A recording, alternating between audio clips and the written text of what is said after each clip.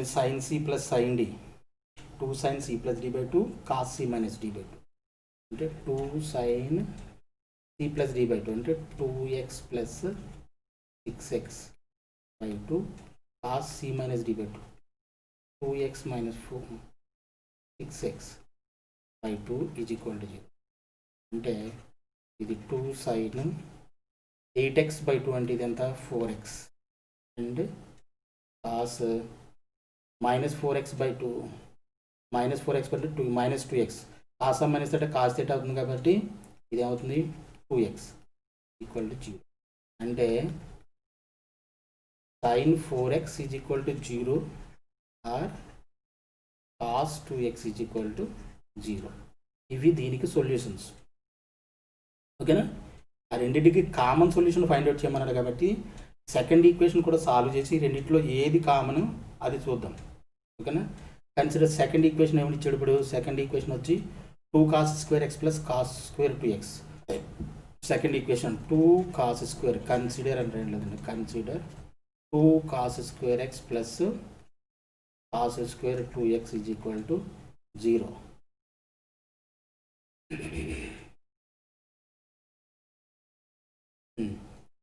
దీన్ని ఎలా రాయొచ్చు? ఈజ్ ఈక్వల్ టు 1 ఇచ్చాడా? ఈజ్ ఈక్వల్ టు 1 ఇచ్చాడు. ఈజ్ ఈక్వల్ టు 1 ఇచ్చాడు. 1 ఇటువైపు తీసుకొచ్చేసండి. 2 cos స్క్వేర్ 1 అని ఇక్కడ రాస్తున్నాం, -1 plus cos square 2x is equal to 0. 2 cos square x -1 అంటే cos స్క్వేర్ 2x కదా, cos 2x cos 2x cos 2x formula అంటే 2 cos స్క్వేర్ x -1 లేదంటే 1 - 2 sin స్క్వేర్ x అని రావచ్చు. ఇన్ టర్మ్స్ ఆఫ్ కాసుల్లో కావాలి కాబట్టి మనం cos 2x అని రాసాం, ప్లస్ ఇది cos square 2x is equal to 0 అని రాయొచ్చు. ఇక్కడ cos 2x ఉంది, ఇక్కడ cos 2x కామన్ తీసేస్తే అనుకోండి. ఎందుకు కామన్ తీసేస్తున్నాం? మనం a ఇంటూ b ఫామ్లోకి మనం కన్వర్ట్ చేయడమే ఎక్కువ ప్రిఫర్ చేయండి అని కూడా చెప్పాం కదా ఆల్రెడీ, పాయింట్స్ టు రిమెంబర్లో. ఓకే, 1 ప్లస్ ఇక్కడ ఏమవుతుంది cos 2x is equal to 0. ఇప్పుడు ఏమవుతుంది? cos 2x is equal to 0 or 1 plus cos 2x is equal to 0 అంటే cos 2x is equal to -1. ఓకేనా? ఇప్పుడు ఈ సొల్యూషన్లోను చూడండి, ఇక్కడ ఈ సొల్యూషన్లోను దీనికి 2 సొల్యూషన్ వచ్చినాయి. ఈ 2 సొల్యూషన్స్, ఈ రెండిట్లోనూ కామన్గా ఉన్నది ఏది? cos 2x is equal to 0, ఇది cos 2x ఈజ్ ఈక్వల్. వాళ్ళు ఫైండ్ అవుట్ చేయమన్నది కామన్ సొల్యూషన్ మాత్రమే ఫైండ్ అవుట్ చేయమన్నారు కాబట్టి cos 2x is equal to 0 అని తీసుకుందాం. For the 2 equations for the given 2 equations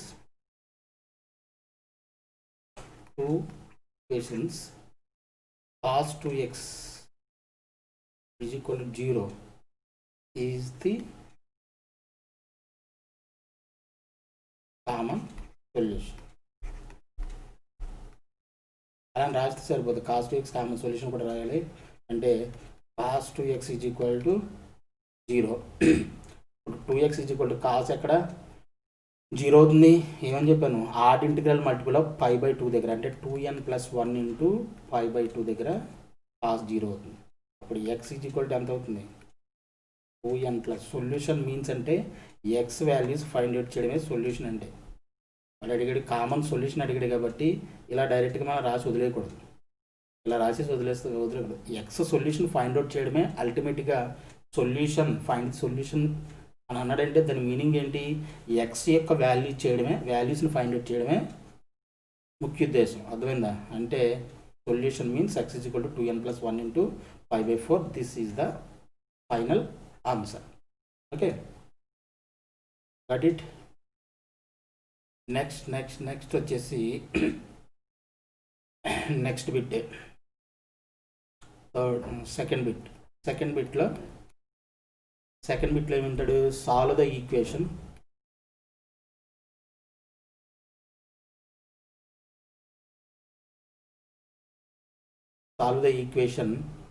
square root of 6 minus cos x plus 7 sin square x. 7 sin square x plus cos x is equal to 0. Solve the equation, solve చేయమన్నాడు. Okay, ఇది simple solution అండి. సొల్యూషన్లో ఇచ్చిన equation అంటే square root of 6 minus cos x, 6 minus cos x ఏగా, 6 minus cos x 7 sin square x plus cos x is equal to 0. ఈ plus cos X ఇంటివైపు తీసారండి, తీసుకొస్తే ఏమవుతుంది, ఇది minus cos x plus 7 sin square x is equal to ఏమవుతుంది, minus cos X. Squaring అని both side చేయండి, SOBS. Squaring అని both side చేస్తే ఏమవుతుంది, స్క్వేర్ హోల్ స్క్వేర్ అయిపోతే స్క్వేర్ రూట్ క్యాన్సిల్ అయిపోద్ది. Cos x plus 7 sin square x is equal to, దీన్ని squaring చేస్తే కాస్ స్క్వేర్ ఎక్స్ అంతే కదా, minus cos X whole square చేస్తే అవుతుంది minus into minus plus cos square X. ఇప్పుడు ఇది కాస్ స్క్వేర్ ఎక్స్లో ఉంది, కాసులో ఉంది కాబట్టి దీన్ని కాస్ స్క్వేర్లో కన్వర్ట్ చేయండి. 6 minus cos x plus 7 into 1 minus cos square x is equal to cos square. 6 minus cos x 7 minus 7 cos square x plus cos స్క్వేర్కి దీన్ని తీసుకొచ్చేస్తే ఇటువైపు minus cos square x is equal to 0. 6 minus cos x plus 7 minus 8 cos square x is equal to 0. ఓకేనా, ఇప్పుడు ఏమవుతుంది, ఇది దీన్ని ముందు ఆర్డర్లో రాస్తే 8 cos square X minus cos square, ఒక -1 కామన్ తీస్తాను, కామన్ తీస్తే ఇక్కడ కూడా ఒక ప్లస్ అయిపోతుంది కదా, కాస్ ఎక్స్ ప్లస్ 13 అవుతుంది, -13 అవుతుంది, -13 ఈజ్ ఈక్వల్ టు 0. ఓకేనా, ఇప్పుడు ఇది క్వాడ్రాటిక్ ఈక్వేషన్ ఇన్ కాసుల్లో ఉంది. దీనికి కాస్ ఎక్స్ని మనం ఫైండ్ అవుట్ చేయాలంటే cos x is equal to minus b plus or minus.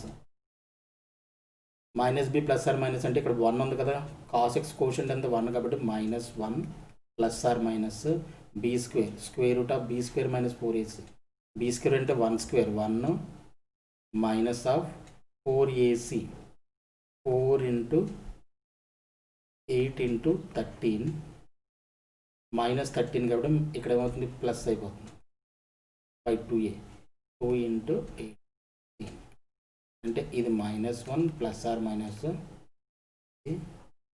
Plus, ఇది పెద్ద బిగ్ నెంబర్ అయిపోతుంది కదా, ప్లస్ అంటే ఆటోమేటిక్గా ఇలా రాయండి, 4 ఇంటూ 8 ఇంటూ 13 బై ఇది 16 కాస్ ఎక్స్.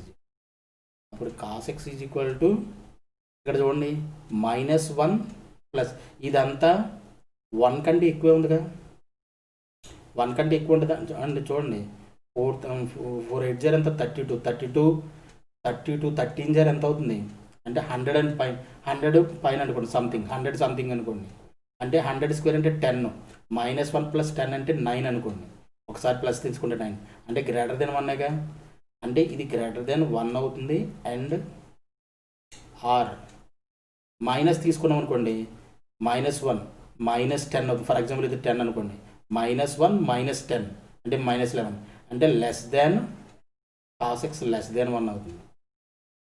1 కంటే ఎక్కువ అయిపోతుంది, లేదంటే 1 కంటే తక్కువ అయిపోతుంది వాల్యూస్ తీసుకుంటుంటే, అవుతుందా అంటే ఇది నెవర్ పాసిబుల్, నాట్ పాసిబుల్గా, ఇది నాట్ పాసిబుల్ అంటే నో సొల్యూషన్ అన్నమాట, నాట్ పాసిబుల్. ఎందుకని greater than cos X range ఎక్కడి నుంచి ఉంటుంది, కాస్ ఎక్స్ రేంజ్ -1 నుంచి 1 వరకే రేంజ్, ఇది -1 కంటే తక్కువ అయిపోతుంది, ఇది 1 కంటే ఎక్కువ అయిపోతుంది, కాబట్టి దిస్ ఈజ్ నాట్ పాసిబుల్. కాబట్టి finally no solution is the solution for this particular question. No solution, no solution, no solution. This is the answer. No solution is the solution to the question. Okay na? Next వచ్చేసి third bit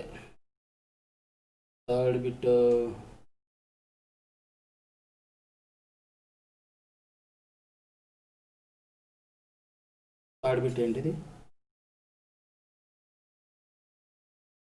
third బిట్లో if mod tan x, if mod tan x is equal to tan x plus 1 by cos x and x belongs to 0 to 2 pi, 0 to 2 pi, find the value of x. Find the value of x value find out చేయమన్నాడు. ఏం చేద్దాం? Given ఏమి ఇచ్చాడు సొల్యూషన్లో? Given mod tan x is equal to tan x plus 1 by cos x. ఇక్కడ mod అంటే రెండు కేసులు తీసుకోవాలి. కేస్ 1లో mod xను ఏ విధంగా ఓపెన్ అవుతుంది? ఒకసారి ప్లస్ లాగా, ఒకసారి మైనస్ లాగా ఓపెన్ అవుతుంది. సో ఇప్పుడు మనం ప్లస్ tan x తీసుకున్నాం అనుకోండి. కేస్ 1 tan x తీసుకుంటే ఇదేమవుతుంది? tan x plus 1 by cos x. ఈ tan x ఇటువైపు తీసుకొచ్చేసాం అనుకోండి, 1 by cos x is equal to 0. tan x minus tan x is equal to 0 అవుతుంది కదా? లేదంటే ఒకసారి రాసుకోండి.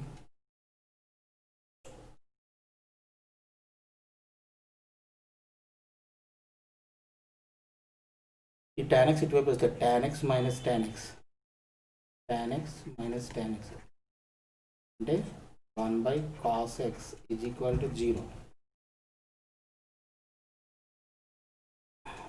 ఇది నాట్ పాసిబుల్. ఎందుకు నాట్ పాసిబుల్? ఏదైనా ఫ్రాక్షన్ 0 అవ్వాలంటే దాని డినామినేటర్ న్యూమరేటర్ 0 అవ్వాలి. న్యూమరేటర్ 0 అయితే అది 0 అయ్యే అవకాశాలు ఉంటుంది. కానీ ఇక్కడ 1 by cos xలో 1 కెనాట్ బి 0 కదా, 1 కెనాట్ బి 0. ఏదైనా సరే డినామినేటర్లో 0 by సంథింగ్ ఉందనుకోండి, ఎక్సెప్ట్ 0 by 5, 0 by p అనుకోండి, 0 by x అనుకోండి, వాట్ ఎవర్ ఇస్ ఎక్సెప్ట్ 0. డినామినేటర్లో 0 కాకుండా మిగతా ఏదైనా సరే 0 అవుతుంది. అలాగే డినామినేటర్లో 0 ఉందనుకోండి, 5 by 0, 1 by 0, లేదంటే x by 0, ఇవన్నీ కూడా అన్డిఫైన్డ్ అవుతాయి. అర్థమైందా? అంటే 1 by cos x is equal to 0 ఉన్నప్పుడు న్యూమరేటర్ 0 అయితేనే ఆన్సర్ 0 వచ్చే అవకాశం ఉంటుంది. ఇలాగ అర్థమైందా? ఇది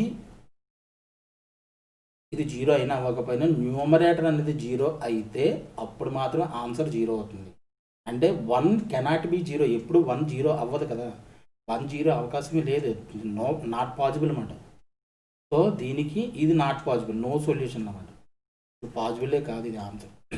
సో నాట్ పాసిబుల్ అని వదిలేచ్చు. నెక్స్ట్ది కేస్ 2 తీసుకుంటే పాజిటివ్ తీసుకున్నప్పుడు నెగిటివ్ తీసుకుందాం. అంటే మైనస్ tan x కింద ఓపెన్ అయింది అనుకోండి, mod is equal to tan x plus 1 by cos x. అంటే 1 by cos x is equal to ఏమవుతుంది? Minus tan x minus tan x, that equals to minus 2 tan x minus 2 tan x. 1 by cos x is equal to, అప్పుడు మళ్ళీ 1 by cos x is equal to minus 2 into sin x ని tan x ని sin x by cos x కింద రాయండి. ఈ రెండింటిని cancel చేసి no problem. ఇవ్వందా? ఇప్పుడు sin x is equal to ఎంత అవుతుంది? sin x is equal to minus 1 by, చూడండి, లెస్ దెన్ 0. మైనస్ అంటే ఏంటి? Less than 0. లెస్ దెన్ 0 అంటే సైన్ ఎక్స్, సైన్ ఎక్కడ నెగిటివ్గా ఉంటుంది? థర్డ్ అండ్ ఫోర్త్ క్వాడ్రంట్లో. Sine x will be negative, sine will negative, sine x అనుకున్న వల్ల sine x will negative in third quadrant and fourth quadrant. But ఇక్కడ మనం తీసుకున్న కండిషన్ ఏంటి? Minus tan x. అంటే tan x కూడా నెగిటివ్ కదా, tan x కూడా నెగిటివ్. tan x కూడా నెగిటివ్. tan x ఎక్కడ నెగిటివ్గా ఉంటుంది? tan x will be negative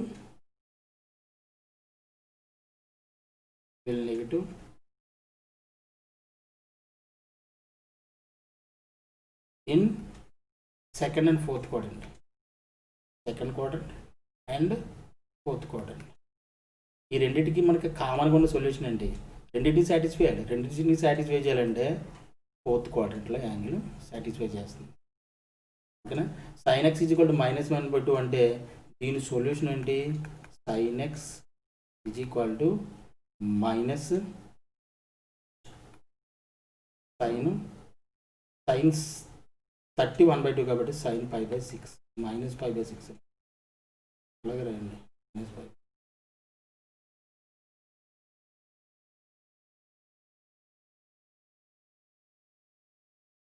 minus sin π/, అంతేనా? అంటే ఆర్గ్యుమెంట్ ఎంత? π/6, ఆల్ఫా ఎంత? π/6. అంటే ఫోర్త్ క్వాడ్రంట్లో యాంగిల్ మనం తీసుకోవాలి. రెండింటిని సైమల్టేనియస్లీ సాటిస్ఫై చేయాలంటే ఫోర్త్ క్వాడ్రంట్లో యాంగిల్ తీసుకోవాలి. ఫోర్త్ క్వాడ్రంట్లో యాంగిల్ తీసుకోవాలంటే మనం ఏం చేస్తాం? 2π - π/6 that is equal to 12π - π/, is equal to 11π/. This is the answer, final answer. ఓకేనా? ఇది ఫైనల్ ఆన్సర్. జాగ్రత్తగా చేయండి. మొత్తం ఎక్సర్సైజ్ మొత్తం ఒక్క సమ్ కూడా వదిలిపెట్టకుండా మొత్తం అన్ని మనం క్లియర్ చేసాం. ఎందుకు చెప్పానంటే మొత్తం ఒక సమ్ కూడా వదల పెట్టుకుంటే ఎందుకు చేశానంటే ఈ చాలామంది పిల్లలు స్టూడెంట్స్ ట్రిగనోమెట్రిక్ ఈక్వేషన్స్ చాలా ఇబ్బంది పడతారు. ఐపీఈకి సంబంధించి దీన్ని చాలామంది వదిలిపెట్టేస్తారు, ఈ చాప్టర్ని వదిలిపెట్టేస్తారు. ఎందుకంటే ఇది కొంచెం పిల్లలకి అర్థం చేసుకోవడానికి కూడా కొంచెం ఇబ్బందిగా ఉండదు కాబట్టి దీన్ని వదిలిపెట్టేస్తారు. షార్ట్ ఆన్సర్ క్వశ్చన్స్ వస్తాయి కాబట్టి దీన్ని పెద్ద నెగ్లెక్ట్ చేస్తారు. బట్ ఆబ్జెక్టివ్ సైడ్ అంటే నేను చెప్పినగా మన ఛానల్ మాత్రం సంబంధించి మన ఛానల్ మాత్రం కేవలం ఇంపార్టెంట్ గురించి కాదు మనం చేసేది. ఇంపార్టెంట్ క్వశ్చన్స్ ఏదో 4 క్వశ్చన్స్ చెప్పాను పిల్లలకి ఎక్కించడం బట్టి కొట్టేయడం కాదు మన కాన్సెప్ట్.